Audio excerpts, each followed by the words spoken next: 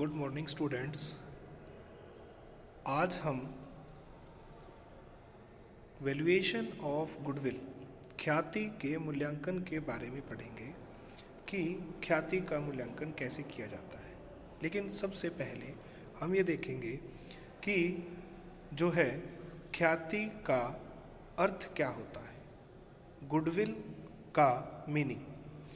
तो गुडविल जो है, देखो सबसे पहली बात तो ये कि ये जो है ना, किसी भी व्यवसाय के द्वारा जो उसकी प्रसिद्धि कमाई जाती है, जब कोई व्यवसाय प्रसिद्ध हो जाता है, वो जितना ज़्यादा प्रसिद्ध होगा उतनी ही उसकी गुडविल की वैल्यू ज़्यादा होती है। प्रसिद्धि के कारण से जो है व्यवसाय द्वारा ज़्यादा लाभ कमाए जाते हैं। कैसे कमाए जाते हैं? जब किसी व्यक्ति का या किसी भी बिजनेस को हम ये कह सकते हैं कि प्रसिद्धि हो जाती है, तो वहाँ पर आने वाले कस्टमर ऑटोमेटिकली क्या होते हैं, ज़्यादा होते हैं। कस्टमर बार बार आते हैं वहाँ पर सामान खरीदने के लिए। जब वो बार बार आएंगे तो नेचुरल सी बात है, हमारी सेल ज़्यादा होगी, और जब सेल ज़्यादा होगी तो हमारे प्रॉफिट भी ज़्यादा होंगे। तो प्रसिद्धि का हम सिंपल सा जो मीनिंग लेकर चलते हैं वो ये होता है कि व्यवसाय की प्रसिद्धि से होने वाले अतिरिक्त लाभों को ही हम क्या कहते हैं, गुडविल कहते हैं। तो व्यवसाय में जब हमें लगातार एक्स्ट्रा प्रॉफिट होते हैं, ज़्यादा प्रॉफिट होते हैं, प्रसिद्धि के कारण से जो प्रॉफिट होते हैं, वो सारे के सारे प्रॉफिट जो हैं एक किस्म से गुडविल के रूप में माने जाते हैं। ठीक है, तो ये तो था भाई हमारा गुडविल के मीनिंग के बारे में। उसके बारे में बाद में बात करते हैं। उसके बाद हम बात करते हैं नेक्स्ट टॉपिक की, जो कि है हमारा गुडविल की परिभाषाएं। परिभाषाएं वैसे दो तीन बहुत सारे राइटरों ने दी है इसके बारे में, लेकिन ज़्यादा इजी जो है, ज़्यादा आसान जो हैं वो हमारी दो हैं। पहली है लॉर्ड लिंडले के अनुसार क्या क्या रखा है उन्होंने कि ख्याति संबंधों तथा प्रसिद्धि से होने वाला लाभ है। संबंध मतलब आपसी रिलेशंस जो होते हैं एक दूसरे के साथ में, और दूसरा जो है प्रसिद्धि। भाई प्रसिद्धि तो अब बता ही दिया है कि किसी व्यक्ति की रेपुटेशन या प्रसिद्ध हो जाने को ही हम क्या कहते हैं, प्रसिद्धि। तो इनके कारण से होने वाला जो प्रॉफिट होता है उसी को हम क्या कहते हैं, गुडविल कहते हैं। भाई दूसरा बता रखा है लॉर्ड एल्डन के अनुसार। इन्होंने क्या बताया है कि ख्याति इस संभावना के अतिरिक्त और कुछ नहीं है कि पुराने ग्राहक पुराने स्थान को ही चुनते हैं। मतलब वो बार बार उसी स्थान से सामान खरीदना पसंद करते हैं जिस स्थान पर से वो पहले सामान खरीद रहे थे। मतलब एक ही दुकान से बार बार सामान खरीदना, तो वो किस कारण से होता है, उस व्यवसाय की प्रसिद्धि के कारण से होता है कि बार बार वो उसी से सामान खरीदने के लिए जाते हैं। ठीक है, तो इन चीज़ों को अगर हम देखें तो ये कह सकते हैं कि जो प्रॉफिट है वो हमें ज़्यादा होते हैं जब हम लगातार, ये कह सकते हो, एक ही स्थान से सामान खरीदते हैं, या कह लो कि बार बार कस्टमर हमारे पास आते हैं। ठीक है, तो इसलिए जो है इसे फर्म की संपत्ति माना जाता है। यह एक अदृश्य संपत्ति होती है, इनटेंजिबल एसेट होती है, जिसे देखा और छुआ नहीं जा सकता। और जो है इसलिए जो है इसे हम एक जो है क्या बोलते हैं, इंटेंजिबल एसेट। लेकिन ये एक फिक्टिशियस एसेट नहीं है। क्यों नहीं है? क्योंकि इसका एक मूल्य होता है, और इसका मूल्य ज़्यादातर तभी वैल्यूड किया जाता है जब बिजनेस को बेचा जाता है, और ये लगातार बढ़ता घटता रहता है, डिपेंड करता है बिजनेस के प्रॉफिट्स के ऊपर। अगर हमारे प्रॉफिट्स लगातार बढ़ रहे हैं तो हमारी गुडविल की वैल्यू भी बढ़ेगी, और यदि हमारे प्रॉफिट्स कम हो रहे हैं तो गुडविल की वैल्यू भी कम होगी। ठीक है, ये तो थे भाई गुडविल के मीनिंग और इसके डेफिनेशन के बारे में। अब हम नेक्स्ट पॉइंट पढ़ रहे हैं, नेक्स्ट टॉपिक पढ़ रहे हैं इसके बारे में, जो कि क्या दे रखा है हमारे को, गुडविल की विशेषताएं, ख्याति की विशेषताएं, कैरेक्टरिस्टिक्स ऑफ गुडविल। देखो गुडविल एक कृत्रिम संपत्ति है, और इस संपत्ति के बारे में अगर हम बात करें तो इसकी कुछ दूसरी एसेट्स के साथ में कुछ अलग विशेषताएं होती हैं। एसेट्स तो है ये, लेकिन इसकी दूसरी एसेट्स के कंपैरिजन में कुछ अलग विशेषताएं होती हैं। वो क्या क्या होती हैं उसके बारे में बात है। तो सबसे पहली है कि यह एक अदृश्य या अमूर्त संपत्ति होती है। ये मैं बता ही चुका हूँ कि इंटेंजिबल एसेट होती है, इसे देखा और छुआ नहीं जा सकता, लेकिन ये एग्जिस्ट करती है, इसको हम फील कर सकते हैं, महसूस कर सकते हैं। जब हम ये देखते हैं मार्केट के अंदर कि फलाने व्यक्ति की या फलाने चीज़ की जो है ज़्यादा जो है बिक्री हो रही है। अगर हम बुक्स के बारे में बात करें तो अब जिस भी राइटर की बुक ज़्यादा बिक रही है तो उसकी प्रसिद्धि के कारण से बिक रही है। तो वो प्रसिद्धि जो है हम फील कर सकते हैं, महसूस कर सकते हैं, लेकिन उसे देखा और छुआ नहीं जा सकता। ठीक है, same like as a patents, trademarks, copyrights वगैरह जो होते हैं। इसके बाद है हमारा, इसके मूल्य में निरंतर उतार चढ़ाव आते रहते हैं, मतलब ये लगातार बढ़ती या घटती रहती है भाई। ठीक है ना, वो डिपेंड करता है, मैंने पहले बताया था, बिजनेस के प्रॉफिट्स के ऊपर। अगर हमारे बिजनेस के प्रॉफिट लगातार बढ़ रहे हैं तो हमारी गुडविल की वैल्यू भी बढ़ेगी, और यदि जो है बिजनेस के प्रॉफिट्स जो हैं वो कम हो रहे हैं तो गुडविल की वैल्यू भी कम होती है। उसके बाद है कि ख्याति उसी समय मूल्यवान होती है जब संपूर्ण व्यवसाय बेचा जाता है। अगर हम अपने पूरे बिजनेस को ना बेचें तो गुडविल की वैल्यूएशन की कोई ज़रूरत ही नहीं पड़ती। इसके लिए इसके बारे में एक सिंपल सी बात कहेंगे कि गुडविल जो है ना, देखो जैसे हम अपना बिजनेस बेच रहे हैं तो जितने रुपए की वैल्यू का बिजनेस है, मतलब उसके अंदर हमने कितने रुपए की प्रॉपर्टी खरीदी हुई है, कितने रुपए के और इंस्ट्रूमेंट्स लगाए हुए हैं, उन सब की कीमत से एक्स्ट्रा पैसे यदि हम किसी से डिमांड करते हैं तो जितना एक्स्ट्रा पैसा डिमांड किया गया होता है वो उसकी प्रसिद्धि के कारण से ही होता है। ठीक है ना, कि यहाँ पर कस्टमर बार बार आते हैं और यहीं से सामान खरीदना पसंद करते हैं, तो उस चीज़ की प्रसिद्धि के लिए हम एक्स्ट्रा पैसे लेते हैं। उस चीज़ को तभी वैल्यूड होती है जब बिजनेस को बेचा जाता है। इसके लिए दो अपवाद बता रखे हैं कि जब पार्टनरशिप की अगर हम बात करें तो पार्टनरशिप में एडमिशन के टाइम पे और पार्टनरशिप के रिटायरमेंट के, अगर कोई पार्टनर रिटायर होता है तो उस केसेस में जो है बिजनेस बंद नहीं हुआ है लेकिन फिर भी हमें गुडविल के वैल्यूएशन की ज़रूरत पड़ती है, क्योंकि जब नया पार्टनर आता है तो अपने हिस्से की गुडविल लेकर आएगा, और जब कोई पुराना पार्टनर फर्म छोड़कर जाता है, मतलब रिटायर होता है, तो वो अपने हिस्से की गुडविल लेकर जाएगा। इनडायरेक्ट रूप से अगर हम देखें तो यहाँ पर भी हम ये कह सकते हैं कि एक किस्म से हमारा बिजनेस जो है वो पुराना बंद हुआ और नया बिजनेस स्टार्ट हुआ है, तब हम गुडविल की वैल्यूएशन करते हैं। जैसे मान लो कि पार्टनरशिप में एडमिशन की बात कर रहे हैं हम, यहाँ पे अपवाद में बता रखा है उस चीज़ को कि एडमिशन के टाइम पे हम ये मानकर चलते हैं, जैसे मान लो दो पार्टनर थे ए और बी, उन्होंने ए और बी ने अपना बिजनेस बंद कर दिया और उसके स्थान पर ए बी सी नया पार्टनर है, ए बी सी ने नया बिजनेस स्टार्ट कर दिया, तो पुराना बिजनेस बंद होकर नया बिजनेस स्टार्ट हो गया। एक किस्म से ये मान सकते हैं हम कि पुराने बिजनेस को बंद किया गया है तब नया बिजनेस स्टार्ट हुआ है। इसी तरह से रिटायरमेंट के टाइम पे ए बी सी बिजनेस कर रहे थे, सी रिटायर होना चाहता है तो ए बी ने नया बिजनेस स्टार्ट किया ए बी सी का बिजनेस बंद करके, पुराना बिजनेस बंद करके। तो चाहे किसी भी तरह से मान सकते हो, तो सिंपल सी बात है कि वहाँ पर एक्चुअल में तो बिजनेस बंद नहीं होता, लेकिन ये मानने की बात है। इसलिए बता रहा था कि यदि जो है बिजनेस की गुडविल की वैल्यूएशन की बात करें तो वैल्यूएशन की ज़रूरत तभी पड़ती है जब पूरा बिजनेस बंद हो रहा हो, वरना जो है गुडविल की वैल्यूएशन की ज़रूरत नहीं होती बिजनेस चलने के दौरान में। उसके बाद है गुडविल का सही मूल्य ज्ञात करना कठिन होता है। गुडविल का सही मूल्य ज्ञात करना कठिन इसलिए होता है क्योंकि ये लगातार बढ़तार करता रहता है। ठीक है ना, इसकी वैल्यू में लगातार चेंजेस आती रहती है। कई बार क्या होता है कि अलग परिस्थितियों में अलग टाइप से गुडविल को कैलकुलेट करने के लिए भी इसमें दिक्कतें आती हैं, या ये कह सकते हो कि जो है गुडविल को कैलकुलेट करने के बहुत सारे मेथड होते हैं, उन मेथडों की वजह से भी गुडविल की वैल्यू अलग अलग हो सकती है। तो इसलिए गुडविल को एग्जैक्ट वैल्यू पर कैलकुलेट करना क्या होता है, मुश्किल होता है। उसके बाद है नेक्स्ट कि गुडविल का जो है निष्पक्ष मूल्यांकन नहीं किया जा सकता। निष्पक्ष का मतलब होता है कि बिना पक्षपात के, तो इसमें पक्षपात होने की बहुत ज़्यादा संभावनाएं रहती हैं। डिपेंड करता है जो गुडविल को कैलकुलेट कर रहा है वो अपने अकॉर्डिंग या अपनी सुविधा के अनुसार उसको वैल्यूड करना चाहता है। जो व्यक्ति बिजनेस बेचता है वो नेचुरल सी बात है ज़्यादा गुडविल की वैल्यूएशन करेगा, और जो बिज़नेस खरीदना चाहता है वो उसके लिए कम वैल्यूएशन करेगा। तो मैनी मोर थिंग्स मैटर करती हैं कि गुडविल की जो वैल्यू है उसको निष्पक्ष रूप से कैलकुलेट नहीं किया जा सकता, उसके लिए पक्षपात होगा ही होगा। उसके बाद है लास्ट इसमें जो पॉइंट बता रखा है वो है गुडविल क्रय की गई अथवा बिना क्रय की गई हो सकती है। देखो इसके लिए बड़ा सिंपल सा मीनिंग है। बिना क्रय की गई का मतलब है कि हमने अपना नया बिजनेस स्टार्ट किया और नए बिजनेस के लिए हमारी जैसे जैसे प्रसिद्धि बढ़ी, जैसे जैसे लोग हमारे से ज़्यादा माल खरीदने लगे, वैसे वैसे हमारी गुडविल बढ़ती चली गई, अपने आप गुडविल बन गई। वो तो हो गई बिना क्रय की हुई, हमने खुद अपने आप से बनाई है अपनी गुडविल, अपनी ख्याति, अपनी प्रसिद्धि।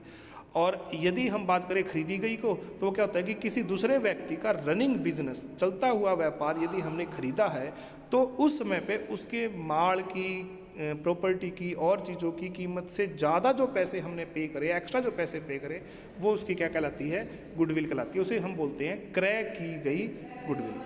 ठीक है ना। तो गुडविल जो है वो क्रय की गई भी हो सकती है और खुद से बनाई गई भी हो सकती है, जिसको हम सेल्फ जनरेटेड गुडविल बोलते हैं। तो इस टाइप से गुडविल जो है हमारी दो प्रकार की हो सकती है। ठीक है। उसके बाद अगर हम बात करें कि गुडविल जो हम बात कर रहे थे कि लगातार बढ़ती घटती रहती है, किसके कारण से? व्यापार में ज़्यादा या कम प्रॉफिट होने की वजह से। तो उसको हम कहते हैं कि गुडविल को प्रभावित करने वाले तत्व, कि इसके ऊपर जो है किन किन चीज़ों का प्रभाव पड़ता है गुडविल के ऊपर, या गुडविल से कह सकते हो कि हम ज़्यादा प्रॉफिट जो कमाना चाहते हैं उसके लिए तो किन किन चीज़ों की ज़रूरत होती है, उसके बारे में अगर हम बात करें तो क्या क्या हो सकता है, अब उसके बारे में बात करते हैं। इसमें सबसे पहला पॉइंट है हमारा इसके लिए, वो है व्यवसाय का सुविधाजनक स्थान। अगर व्यवसाय जो है वो हमारा मेन स्थान पर है, जहाँ पर कस्टमर रूटीन में आते जाते रहते हैं, तो जब वो किसी और काम के लिए भी आएंगे तब भी वो हमारे पास आ सकते हैं, हमारी शॉप पे या हमारा जो भी स्थान है वहाँ पर आ सकते हैं। तो अगर वो सुविधाजनक स्थान पर है तो नेचुरल सी बात है कस्टमर ज़्यादा आएंगे तो हमारी ज़्यादा सेल होगी, ज़्यादा प्रॉफिट होगी और हमारी गुडविल भी ज़्यादा होगी। उसके बाद क्या है? प्रबंध की कुशलता, एफिशिएंसी ऑफ मैनेजमेंट। अगर व्यवसाय को चलाने वाला व्यक्ति, जिस व्यक्ति को सारा काम सौंपा गया है, जो व्यक्ति काम कर रहा है, जो दुकान पे कह सकते हो कि बैठा हुआ है, अगर वो जो है ज़्यादा एफिशिएंट है, ज़्यादा अच्छे तरीके से काम कर रहा है, तो नेचुरल सी बात है कस्टमर बार बार आएंगे। उसका बोलचाल करने का और चीज़ों का ढंग अगर बहुत अच्छा है तो नेचुरल सी बात है कस्टमर उसके पास बार बार ऑटोमेटिकली आएंगे, तो उसकी गुडविल ऑटोमेटिक क्या होगी? ज़्यादा होगी। इसी प्रकार से है व्यवसाय की अवधि। अगर हमारा व्यवसाय नया नया है तो नेचुरल सी बात है उस समय पे प्रसिद्धि कम होगी, गुडविल की वैल्यू भी कम होगी। और यदि हमारा बिजनेस पुराना है तो हमारी प्रसिद्धि ज़्यादा होगी, आने जाने व्यक्तियों की भी ज़्यादा होगी, हमारी रेपुटेशन ज़्यादा होगी, तो हमारी गुडविल की वैल्यू भी ज़्यादा होगी। इसी प्रकार से है व्यवसाय वस्तु की प्रकृति। हम किस टाइप का बिजनेस कर रहे हैं, वस्तु हमारी किस टाइप की जो बेच रहे हैं। एक तो ये हो कि जिस टाइप की वस्तु है उसकी रोज़मर्रा के काम में ज़रूरत आती है, ठीक है ना। जैसे ग्रोसरी वगैरह कह सकते हो, दाल है, चीनी है, इन चीज़ों के लिए तो उसमें तो रोज़ की ज़रूरत है, तो कस्टमर हमारे पास क्या होगा? बार बार आएगा, ज़्यादा बार खरीदने आएगा, तो हमारी गुडविल भी क्या होगी? उस चीज़ के लिए ज़्यादा होगी। और अगर इस टाइप की वस्तुएं हैं जो कभी कभार काम आती है, लग्जरी आइटम है, एक बार खरीद लिया, कई साल तक खरीदने की ज़रूरत नहीं पड़ती, तो फिर कस्टमर हमारे पास बार बार क्यों आएगा? तो उस समय पे उस टाइप के बिजनेस की गुडविल जो है वो क्या होती है? कम होती है। तो डिपेंड करता है कि किस टाइप की वस्तुओं का बिजनेस हम कर रहे हैं, उसके ऊपर भी गुडविल जो है अफेक्ट डालती है। नेक्स्ट है लाइसेंस का होना। यदि जिस टाइप का हम बिज़नेस कर रहे हैं उसमें अगर लाइसेंस की ज़रूरत है, जैसे मेडिकल शॉप्स के लिए अगर कम कहें तो वहाँ पर लाइसेंस होना ज़रूरी होता है उनके पास दवाइयाँ रखने का। तो अगर उनके पास वो लाइसेंस है तो वो फ्रीली बिना चिंता के निश्चिंत होकर अपना बिजनेस कर सकते हैं, उसमें उन्हें कोई दिक्कत नहीं है। अगर लाइसेंस नहीं है तो कल को जो है उनके पास रेड करने का या उनके पास इंस्पेक्शन होने का बहुत सारा डर बना रहता है, जिस कारण से वो ईजिली अपना बिजनेस नहीं कर पाते। तो नेचुरल सी बात है फिर वहाँ पर फिर उनके प्रॉफिट भी कम होते हैं। उसके बाद है next monopolistic and other rights में। अगर उनके पास एकाधिकार है किसी वस्तु के लिए, भाई कि मार्केट में एक ही व्यक्ति है उस टाइप की वस्तु को बेचने वाला, दूसरा कोई कंपटीटर है ही नहीं, तो नेचुरल सी बात है हमारे प्रॉफिट फिर क्या होंगे? ज़्यादा होंगे, हम ज़्यादा लाभ कमाएंगे उस टाइप के बिजनेस में भी। ठीक है। और उसके बाद है नेक्स्ट रिस्क इन्वॉल्व। यदि हमारे बिजनेस में रिस्क ज़्यादा है तो फिर प्रॉफिट कम होंगे, हमारी गुडविल की वैल्यू भी कम होगी। लेकिन यदि रिस्क क्या है? कम है, तो उस समय पे हमारे प्रॉफिट क्या होंगे? ज़्यादा होंगे, गुडविल की वैल्यू भी ज़्यादा होगी। उसके बाद है ट्रेंड ऑफ प्रॉफिट। लाभों की प्रवृत्ति कैसी है? एक तो हम लगातार प्रॉफिट कमाते जा रहे हैं, भी पिछले साल जो कमाए उससे अगले साल ज़्यादा कमाएंगे, उससे अगले साल ज़्यादा कमाएंगे, उससे अगले साल ज़्यादा कमाएंगे। तो अगर हमारे प्रॉफिट कमाने का ट्रेंड इंक्रीजिंग है तो गुडविल का ट्रेंड भी क्या होगा? इंक्रीजिंग होगा। और यदि हमारा प्रॉफिट का ट्रेंड जो है वो डिक्रीजिंग है, हमारे प्रॉफिट लगातार घट रहे हैं, कम होते जा रहे हैं पिछले साल के कंपैरिजन में, तो हमारी गुडविल भी क्या होती चली जाएगी? कम होती चली जाएगी। तो इसलिए ये भी हमारा जो है डिपेंड करता है गुडविल के लिए। उसके बाद है हम ये देखते हैं कि फ्यूचर में कंपटीशन होने की क्या संभावना है। अगर कंपटीशन होने की संभावना नहीं है तो हमारे प्रॉफिट ज़्यादा होंगे और हम अपना वस्तु जो है ईजिली बेच पाएंगे, ज़्यादा कीमत पे बेच पाएंगे, ज़्यादा प्रॉफिट होंगे। यदि कंपटीशन होने की संभावना हो तो फिर हम ये रखते हैं कि अपने बिजनेस में प्रॉफिट कम रखते हैं, ताकि कोई नया कंपटीटर आए तो वो जल्दी से स्टैंड ना कर पाए। इसीलिए जो है फिर उसमें क्या होता है कि हमारा जो बिज़नेस है उसमें प्रॉफिट कम होता है, ठीक है ना। तो हमारी गुडविल की वैल्यू भी क्या होगी, उसमें फिर कम होगी। उसके बाद है कैपिटल रिक्वायर्ड। अगर हमारे बिजनेस में पर्याप्त मात्रा में पूंजी अवेलेबल है, हमारे पास पर्याप्त मात्रा में पूंजी है, तब नेचुरल सी बात है जो प्रॉफिट कमाएंगे वो हमारे खुद के होंगे, हम अपने पास उन प्रॉफिट्स को रख सकते हैं, तब हमें प्रॉफिट ज़्यादा होंगे, गुडविल की वैल्यू भी ज़्यादा होगी। लेकिन यदि हमारे पास पर्याप्त पूंजी नहीं है तो बिज़नेस को स्मूथली ईजिली चलाने के लिए हमें कहीं ना कहीं से लोन लेना पड़ेगा, और जो हम लोन लेंगे तो उसके ऊपर फिर कुछ ना कुछ हमें प्रॉफिट का हिस्सा उन लेंडर्स को देना पड़ेगा जिनसे हमने लोन लिया है। तो प्रॉफिट हमारे क्या हो जाएंगे, बढ़ जाएंगे, जिसकी वजह से हमारे हिस्से में प्रॉफिट कम आएंगे और हमारे गुडविल की वैल्यू भी क्या होगी, उससे कम होगी। और भी कुछ फैक्टर्स बता रखे हैं जिसके अंतर्गत गुड इंडस्ट्रियल रिलेशन। भाई अगर हमारे इंडस्ट्रियल रिलेशन अच्छे, इंडस्ट्रियल रिलेशंस में बहुत सारे टाइप के रिलेशंस आ सकते हैं, जिसमें कर्मचारी और मालिक के बीच में जो रिलेशन है उनके बारे में बात कर सकते हैं, डेटर्स एंड क्रेडिटर्स के साथ में रिलेशंस की बात कर सकते हैं। भाई अगर हमारे रिलेशन अच्छे हैं तो जिनको हम उधार माल बेच रहे हैं वो हमारे डेटर्स होते हैं, वो हमारे को टाइम टू टाइम पैसा वापस दे सकते हैं। अगर हमारे रिलेशन अच्छे हैं क्रेडिटर्स के साथ में तो वो हमारे को टाइम टू टाइम क्रेडिट पे, उधार पे माल दे देंगे और हम अपना माल जो है बेचकर उनका पैसा दे सकते हैं, हमें ईजिली सब कुछ हो जाएगा। अगर रिलेशन अच्छे नहीं है तो क्रेडिटर्स हमें जो है माल उधार पर नहीं देंगे, दूसरी बात जो है हम आगे उसको फिर उधार पर बेच नहीं पाएंगे। तो इसलिए सारे रिलेशन होने अच्छे ज़रूरी हैं। उसके बाद है फेवरेबल गवर्नमेंट रेगुलेशंस। अगर गवर्नमेंट के नियम जो है वो हमारे पक्ष में है, हमारे फेवर में है, तब भी हमारे प्रॉफिट लगातार बढ़ते रहते हैं। अगर गवर्नमेंट के रेगुलेशंस अच्छे नहीं है या हमारे फेवर में नहीं है तो फिर प्रॉफिट कम होंगे। हमेशा ये डर रहेगा कि अब नियम चेंज हो जाएंगे तो हमें बिजनेस में दिक्कत हो जाएगी, कब क्या नया रूल चालू हो जाए, कब क्या पुराना रूल हट जाए, तो उसमें दिक्कत रहती है। उसके बाद है स्टेबल पॉलिटिकल कंडीशंस। ये पॉलिटिकल कंडीशंस का मतलब क्या होता है कि जो पार्टी एट प्रेजेंट जो है वो है, अगर वो बार बार चेंज हो रही है, वही पार्टी अगर इन फ्यूचर रहे, उसके बाद भी रहे, तो उन्होंने जो रूल बनाए हैं वो उनको एज इट इज़ फॉलो करती रहेगी, बार बार चेंज नहीं करेगी। लेकिन हर बार अगर नई पार्टी आ रही है तो वो क्या करेगी, पुराने रूल्स को ख़त्म करेगी, अपने नए रूल लागू करेगी। तो उसमें क्या होगा कि हमारे बिजनेस की स्टेबिलिटी अच्छी नहीं हो पाएगी, जिस कारण से जो है हमारे प्रॉफिट भी कम हो जाते हैं। उसके बाद है next research and development efforts. यदि हम अपने बिजनेस में लगातार रिसर्च एफर्ट करते रहते हैं, डेवलपमेंट करते रहते हैं, तो हमारा प्रोडक्ट मार्केट में बना रहेगा। अगर हम अपने प्रोडक्ट्स में कोई चेंजेस ना करें या समय समय पे मान लो कि और कुछ नहीं तो उनका पैकिंग ही चेंज कर दें, पहले कुछ और पैकिंग थी, बाद में कुछ और पैकिंग कर दें, थोड़ी और अट्रैक्टिव बना दें, तो उसको क्या होगा कि कस्टमर उसको लगातार खरीदता रहेगा।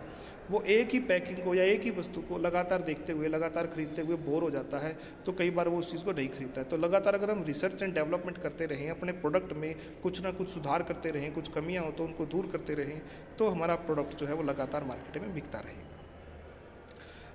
उसके बाद है effective advertising to establish brand popularity. Brand को पॉपुलर करने के लिए यदि हम लगातार एडवर्टाइजमेंट करते जा रहे हैं अपने बिजनेस के अंदर, तो भी हमारी वस्तु की जो है वो प्रोडक्ट क्या होगा, ज़्यादा बिकेगा, और नेचुरल सी बात है फिर हमारे प्रॉफिट भी ज़्यादा होंगे। ठीक है ना। ये तो आप लोगों ने देखा भी होगा कि यदि जो है एडवर्टाइजमेंट आनी बंद हो जाए टेलीविज़न पे, तो फिर जो है उस वस्तु की डिमांड ऑटोमेटिकली मार्केट से कम हो जाती है। लगातार उसकी एडवर्टाइजमेंट आती रहे तो मार्केट में वस्तु बनी रहती है। तो उसी चीज़ से है कि एडवर्टाइज यदि हम इफेक्टिव कर रहे हैं तो हमारी वस्तु की गुडविल ज़्यादा होगी, प्रॉफिट भी हमारे ज़्यादा होंगे। और लास्ट में बता रखा है popularity of product in the term of quality. यदि हमारी वस्तु की जो क्वालिटी है उसके लिए वो पॉपुलर हो जाती है तो ऑटोमेटिकली उसकी जो है प्रॉफिट क्या होंगे, ज़्यादा होंगे। ठीक है, ये तो थे भाई उसके गुडविल को प्रभावित करने वाले तत्व।